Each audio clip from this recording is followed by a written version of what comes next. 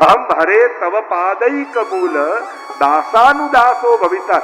આપના ચરણ મૂળનો કમળનો જેણે આશ્રય કર્યો છે એના દાસનાય દાસ થો. કોના દાસનાય દાસ થો? કોણે ચરણ મૂળનો આશ્રય કર્યો છે?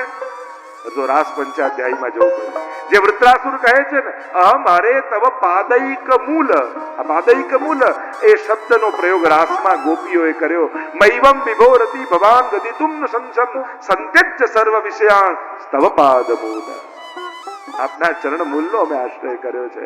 તો ગોપીઓના ચરણના દાસનો દાસ. ચર્ચાઓ તો ઘણી બધી છે. સુંદર ગુસાઈજીનો પણ એમાં વિસ્તાર કર્યો છે. ગુસાઈજી પણ અર્થો કર્યા છે.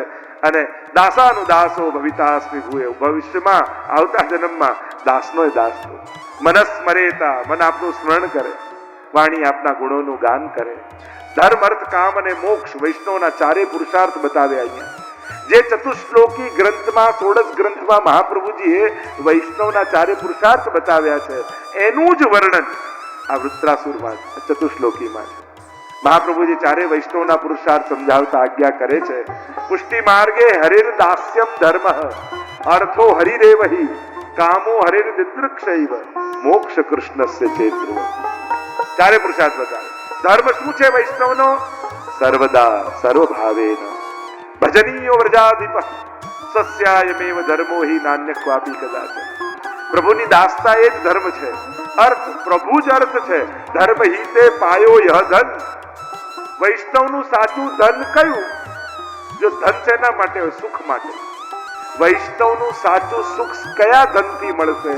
તો જા ધન તે ગોકુલ સુખ લઈયત સઘરે કાજ સવારે. તો એ વ્રજનું સુખ શેનાથી મળશે? કે ઠાકોરજીની સેવાથી. એટલે પ્રભુ જ અર્થો હરિરેવહિ. પ્રભુ જ અર્થરૂપ છે. કામો હરિર દિદૃક્ષૈવ. પ્રભુને જોવાની ઈચ્છા એ જ કામ. અને પ્રભુના ચરણોમાં ચિત્ત ચોંટી જવું એ જ વૈષ્ણવનો મોક્ષ છે. તો ચારે પુરુષાર્થની ચર્ચા કરી. વૃત્રાસુરનો ઉદ્ધાર થયો છે. આગળ પૂર્વજન્મની કથા, ચિત્રકેતુનું આખ્યાન, અદિતિ અને દિતિના સંતાનોની ઉત્પત્તિ, મરુતગણોની ઉત્પત્તિ, પુંસવન વિધિનું વર્ણન આવ્યું. ષષ્ઠ સ્કંદને વિરામ આપીએ. બોલો ગોવર્ધન નાથ કી જય. સપ્તમ સ્કંદ ઉતિ લીલા, ઉતિવત કર્મ વાસના, સદવાસના, અસદવાસના, મિશ્ર વાસના, ત્રણેય પ્રકારની વાસનાઓનું વર્ણન આવ્યું. પ્રશ્ન કર્યો કે ભગવાન પક્ષપાતી છે? અસુરોને મારે ને દેવોની રક્ષા કરે તો પક્ષપાત ન કહેવાય? અને ભગવાન પક્ષપાતી હોઈ શકે? એ તો સમદર્શી હોવો જોઈએ. કહ્યું આવો જ પ્રશ્ન એ રાજસુ યજ્ઞ સમય યુધિષ્ઠિરે કર્યો હતો. અને એના ઉત્તરમાં પ્રહલાદજીનું આખ્યાન સંભળાવ્યું. હિરણ્યકશ્યપને આવ્યો ક્રોધ, મારા ભાઈને જેને માર્યો છે વિષ્ણુને માફ નહીં કરું, તપ કરવા જઈશ. અને તપ કરવા માટે નીકળ્યા. કયાધુ, અને કયાધુ ગર્ભવતી છે. નારદજીનો મેળાપ થયો છે, સત્સંગ થયો છે. અને ગર્ભમાં રહેલા બાળકને ભક્તિના સંસ્કાર આવ્યા છે. હિરણ્યકશ્યપુએ તપ કર્યું. બ્રહ્માજી પ્રસન્ન થયા. વરદાન માંગવાનું કહ્યું તો કહ્યું દિવસે ન મરું, રાત્રે ન મરું, પશુથી ન મરું, મનુષ્યથી ન મરું, ઘરની અંદર ન મરું, ઘરની બહાર ન મરું, અસ્ત્રથી ન મરું, શસ્ત્રથી ન મરું, 12 મહિનામાં ન મરું. લાંબુ લિસ્ટ આપ્યું. અને બ્રહ્માજીએ કહ્યું તથાસ્તુ. અને હવે તો હિરણ્યકશ્યપુને થયું કે મને કોઈ મારનારો રહ્યો નથી, હું અમર થઈ ગયો. અને દંડેરો પીટાવ્યો પ્રજામાં. રાજા જ ભગવાન છે, ભજવું હોય તો રાજાને ભજો, ભગવાન જેવું બીજું કાંઈ નથી. અસુર નીતિ ભણાવવા માટે સંડામર્કને બોલાવ્યા છે. પ્રહલાદને ભણાવીને જાય ને જ્યારે જાય ગુરુજી ત્યારે શિષ્યોને ભેગા કરીને હરિના નામનું કીર્તન કરે. એકવાર હિરણ્યકશ્યપુએ બોલાવ્યા પ્રહલાદને, કહ્યું બેટા બતાવો શું ભણ્યો? ત્યારે કહું પિતાજી ભક્તિ 9 પ્રકારની હોય. શ્રવણમ કીર્તનમ વિષ્ણોઃ, સ્મરણમ પાદ સેવનમ, અર્ચનમ વંદનમ દાસ્યમ સખ્યમ આત્મનિવેદનમ. અરે આ બધું તને કોણે શીખવાડ્યું? અસુર નીતિ ભણાવવાને. અને ભગવાનનું નામ લઈશ તો તને મારી નાખીશ. પિતાજી મારનારો ને બચાવનારો તો ઈશ્વર છે, આપણે કાંઈ કરી શકતા નથી. અરે નહીં છોડું તને. પર્વત પરથી ફેંક્યા, વિષવાળા ભોજન ખવડાવવાનો પ્રયાસ કર્યો, પર્વત હાથીના પગ નીચે કચડાવવાનો પ્રયાસ કર્યો, સર્પથી દંત છપાવવાનો પ્રયાસ કર્યો. પણ જેની રક્ષા ઠાકોરજી કરતા હોય ને કોણ મારે? હોલિકાથી બાળવાનો પ્રયાસ કર્યો, છતાંય પ્રભુએ બચાવી લીધા. આવ્યો ક્રોધ. એકવાર એક થાંભલાને ધગધગતો તપાવ્યો. શ્રાજ સિંહાસન પર બિરાજ્યા છે આ રાજા હિરણ્યકશિપુ. પ્રહલાદને સામો ઉભો રાખ્યો. છોડ ભગવાનનું નામ, નહીં તો મારી નાખીશ. અરે મારનારો ને બચાવનારો ઈશ્વર છે, આપણે કાંઈ નથી કરી શકવાના.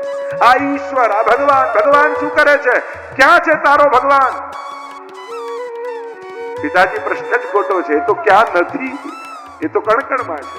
અચ્છા, આ થાંભલામાં છે? હા પિતાજી, જે બધે હોય થાંભલામાં પણ હોય. જો થાંભલામાં હોય તો ભેટ જઈને એને મારે જોવો છે તારા ઈશ્વરને. અને પ્રહલાદને જોઈ ભાગવત એમ લખે છે કે ભગવાન નરસિંહના આંખમાંથી અશ્રુ સરવા લાગ્યા. આટલા સંકટો તારા જીવનમાં આવ્યા તે મને એકે વાર ને બોલાવી લીધા. પ્રહલાદને ગોદમાં પધરાવ્યા. સિંહાસન પર બેસેલા નરસિંહ ભગવાન એ ગાય જેમ વાછરડાને પોતાની જીભથી ચાટે એમ ભગવાન નરસિંહ પ્રહલાદને ચાટવા લાગ્યા. અરે આટલા સંકટો આવ્યા, એક વાર તો મને બોલાવો, હું દોડતો આવી જાઉં. કંઈક તો માંગવું તું મારી પાસે. પ્રહલાદ કહે, જે ભક્તિ કરીને માંગે ને સવઈ વણી કહ, એ તો વેપારી કહેવાય, એ ભક્ત ન કહેવાય. પ્રભુ કહેવા લાગ્યા કે મારી ઈચ્છા છે કે તું કંઈક માંગ. પ્રહલાદે કહ્યું, જો આપ માંગવાનું કહો છો તો એટલું જ માંગુ છું કે આજ પછી ક્યારે માંગવાની ઈચ્છા જ ન થાય એવા આશીર્વાદ આપી દો. પ્રભુ કહેવા લાગ્યા, તો મારી ઈચ્છા છે કે હું તને કંઈક આપું. પ્રહલાદે કહ્યું, આપ આપવા જ ઈચ્છતા હો તો એટલું માંગુ છું કે મારા પિતાની અધોગતિ ન થાય એવા આશીર્વાદ આપો. ત્યારે કહ્યું કે અરે તારા જેવો પુત્ર જેના ઘરમાં થાય ને એની તો 21 પેઢીઓ એમને તરી જતી હોય છે. 7 પિતા પક્ષની, 7 માતા પક્ષની અને 7 સસુર પક્ષની. 21 પેઢીઓને તારી દે. આમ સુંદર સ્તુતિ કરી છે પ્રહલાદજીએ. પ્રભુ આપ તો કેવલ ને કેવલ પ્રેમથી જ પ્રાપ્ત થનારા છો. કોઈ સાધન પ્રીતમ પ્રીત હિતે પૈયે, યદ્યપિ રૂપ ગુણ શીલ સુઘડતા ઇન બાતન ન રીઝે. આપ તો પ્રેમથી પ્રસન્ન થનારા છો. સુંદર ને ખૂબ વિસ્તારથી સ્તુતિ કરી છે. આગળ માનવ ધર્મ, વર્ણ ધર્મ, સ્ત્રી ધર્મના ઉપદેશ આપ્યા. સપ્તમ સ્કંદને વિરામ આપીએ. બોલો ગોવર્ધન નાથ કી જય, ભાગવત ભગવાન કી જય. અષ્ટમ સ્કંદ મનવંતર. જે હિન્દુ ધર્મની એક વિશિષ્ટ કાલ ગણના છે અને કાલ ગણનામાં મનવંતર મનુ, મનુપુત્ર, ઇન્દ્ર, દેવ, સપ્તર્ષિ ને ભગવદ અવતાર, આ 6 વસ્તુ મનવંતરમાં હોય. ગજેન્દ્ર મોક્ષની કથા આવી. એક ત્રિકૂટ પર્વતની નીચે વિશાળ વન છે અને એમાં ગजेंद्र रहे थे. देखो ये जीवात्मा का प्रतीक है गजेंद्र. तो जीवात्मा से कुछ भी पूछो ना तो अपना परिचय भूतकाल से देता है. गाड़ी थी, हाँ थी. कोठी थी, हाँ थी. पत्नी थी, हाँ थी. हर एक में जो हाथी हाथी करे इसलिए उसको हाथी बनाया. मगर मृत्यु तो निश्चित है इसलिए मृत्यु को मगर बनाया. ग्राह बनाया. सरोवर में स्नान કરી રહ્યો છે ને સંસાર જ સરોવર, મોટો પરિવાર છે. અને જ્યારે સારા દિવસો ચાલતા હોય ને ત્યારે માણસ મૃત્યુને ભૂલી જાય કે એક દિવસ બધું જ મૂકીને જવાનું. મગરે પગ પકડ્યો, ખેંચવા લાગ્યો, સ્વજનો છોડીને ભાગ્યા. ડૂબવા લાગ્યો ગજેન્દ્ર અને ડૂબતા ડૂબતા ડૂબતા જ્યાં સૂંઢ ડૂબવા લાગી, થયું કે છેલ્લે પ્રભુને પોકારી જવું. પણ પ્રભુને પોકારતા પહેલા એને ભેટ શું આપું? બધું જ બ્રહ્માજીનું સર્જન છે પણ મારે તો ભગવાને સર્જ્યું હોય ને એ ભગવાનને ભેટ ધરવું છે. અને વિચાર કરતા થયું કે બાકી બધું બ્રહ્માજીનું સર્જન છે પણ કમળ એ ભગવાનનું સર્જન છે. કમળ બ્રહ્માજીએ નથી સર્જ્યું, કારણ કે બ્રહ્માજીથી પણ પહેલા ભગવાને કમળ સર્જ્યું અને કમળમાં બ્રહ્માજીને સર્જ્યા. અને ભગવાનની નાભીમાંથી કમળ અને કમળમાંથી બ્રહ્માજી થયા. એટલે કમળ લીધું, હે હરિ કરીને પુકાર કર્યો અને હ બોલ્યા ત્યાં તો ગરુડ પર ભગવાન અને રી બોલ્યા ત્યાં તો આવીને ગ્રહનો ઉદ્ધાર કર્યો. અહીંયા ભક્તો સંતો આચાર્ય પ્રશ્ન જગાવે છે કે બોલાવ્યા હાથી અને કૃપા મગર પર કરી, આવું કેમ? સમજાવતા કહ્યું કે જ્યારે હાથીએ ભગવાનના નામનો પુકાર કર્યો ને ત્યારે મગરને એમ થયું કે આ હરિનો દાસ લાગે છે, આના પગ પકડી લઈશ તો મારો ઉદ્ધાર થઈ જશે. એટલે વધારે જોરથી પકડ્યો અને ભગવાન આવ્યા ને જુએ મને બોલાવ્યા એ મારો દાસ, પણ એના ચરણને પકડી રાખે એ તો દાસાનો દાસ. તો પહેલી કૃપા તો દાસાનો દાસ પર કરવી જોઈએ.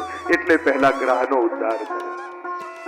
સુંદર સ્તુતિ ગજેન્દ્રએ કરી છે અને ગજેન્દ્રની સ્તુતિનું સુંદર વર્ણન કરવામાં આવ્યું. આગળ સમુદ્ર મંથનની કથા આવી. ભગવાન દેવો દાનવોને સમજાવ્યા. સમુદ્ર મંથનની શરૂઆત થઈ. મંદરાચલ પર્વત વાસુકી નાગને દોરડું બનાવ્યું. જ્યાં મંથન કરવા જાય પર્વત ડૂબવા લાગ્યું. બોલો કચ્છપ ભગવાન કી જય.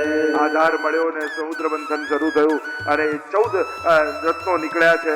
જ્યારે કાલકૂટ વિષ નીકળ્યું, મહાદેવજીએ પાન કર્યું, કામધેનુ ઋષિ લઈ ગયા, ઉચ્ચૈશ્રવા ઘોડો બલિરાજા લઈ ગયા, ઐરાવતાથી ઇન્દ્ર લઈ ગયા, કૌસ્તુભમણિ પ્રભુએ ધારણ કર્યું છે, કલ્પવૃક્ષ સ્વર્ગમાં ગયું, વારુણી અસુરો લઈ ગયા અને અમસા ત્યાં લક્ષ્મીજી પ્રગટ થયા. બોલો લક્ષ્મી નારાયણ ભગવાન કી જય. અમૃતનો કળશ લઈને બોલો ધન્વંતરી ભગવાન કી. મોહિની રૂપ ધારણ કર્યું. બોલો મોહિની ભગવાન કી જય.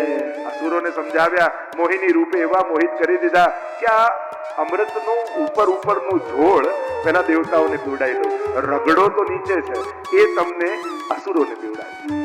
અને એવા મોહિત થઈ ગયા, માની ગયા. લાઈનમાં ગોઠવાયા દેવતાઓ, બધાને પીવડાવતા જાય. રાહુને થયું કે કંઈક ગડબડ છે. સૂર્ય અને ચંદ્રની વચ્ચે રાહુ ગોઠવાઈ ગયો. અમૃત પીતો ગયો, સુદર્શન છોડ્યું અને શિરચ્છેદ થયું. રાહુ અને કેતુ બે બન્યા. આગળ ચડાઈ કરી છે. અસુરો મર્યા અને પાછા શુક્રાચાર્ય પછી સંજીવની વિદ્યા જીવિત કર્યા. સ્વર્ગ પર ચડાઈ કરી. દેવતાઓ ભાગ્યા અને ગુફાઓમાં પર્વતોની સંતાઈ છે.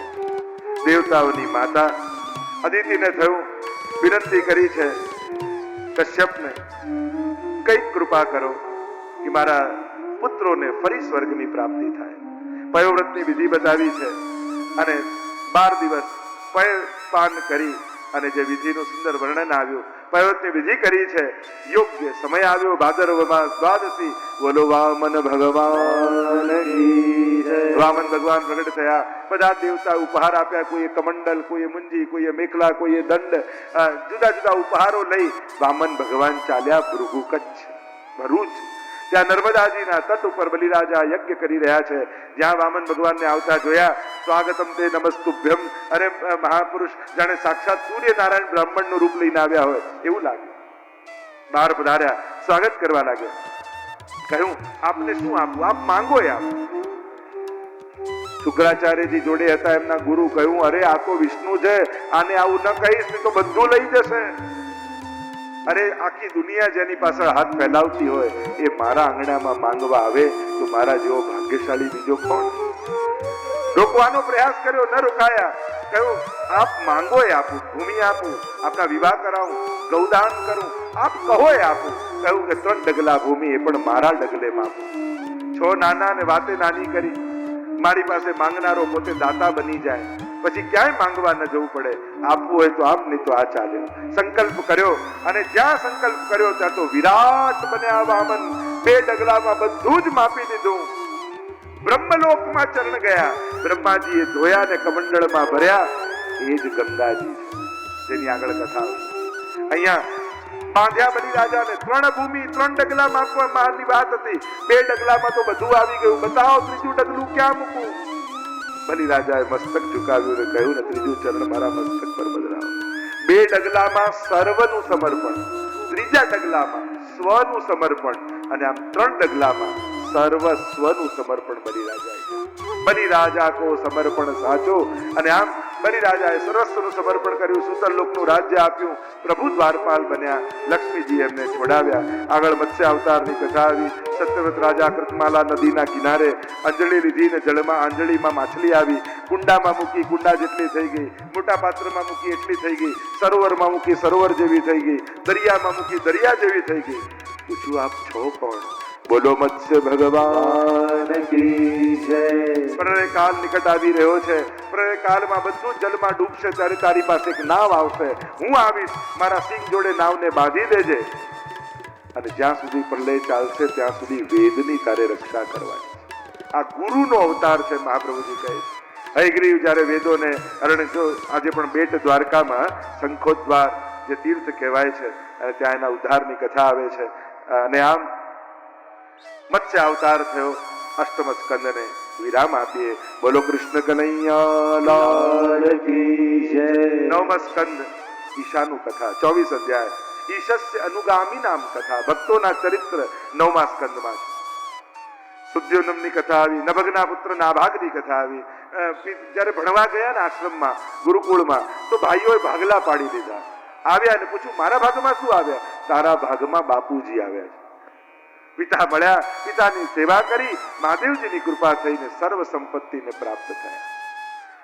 અમરીશ રાજાની કથા આવી, ખૂબ સેવા, જેને આપણને નવે ભક્ત પ્રણશ્યતિ. ત્યાં દુર્વાસા મુનિ ભક્તની પરીક્ષા કરવા ગયા અને કૃત્યા છોડીને સુદર્શન પાછળ પાછળ આવ્યું. ભગવાન પાસે ગયા કે મને બચાવો, જેનો અપરાધ કર્યો છે એ જ ક્ષમા કરી શકશે. આમ સુંદર કથા અમરીશ રાજાની. હરિશ્ચંદ્રની કથા, સગર ચરિત્ર આવ્યું. ભગીરથના પ્રયત્નથી આગે આગે ભાજ્યો જાય ભગીરથ કો રથ, और પાછે પાછે આત હૈ રંગ ભરી ગંગ. પોતે રથ લઈને આગળ આગળ ભગાવે છે અને પાછળ પાછળ ગંગાજીનો તીવ્ર પ્રવાહ એમની પાછળ પાછળ આવે. અદ્ભુત કથા છે. પૂર્વજોના ઉદ્ધાર થયા. રામ જન્મની કથા આવી. ખટવાંગના દીર્ઘબાહુ, દીર્ઘબાહુના રઘુ, રઘુના અજના દશરથ અને દશરથને ત્યાં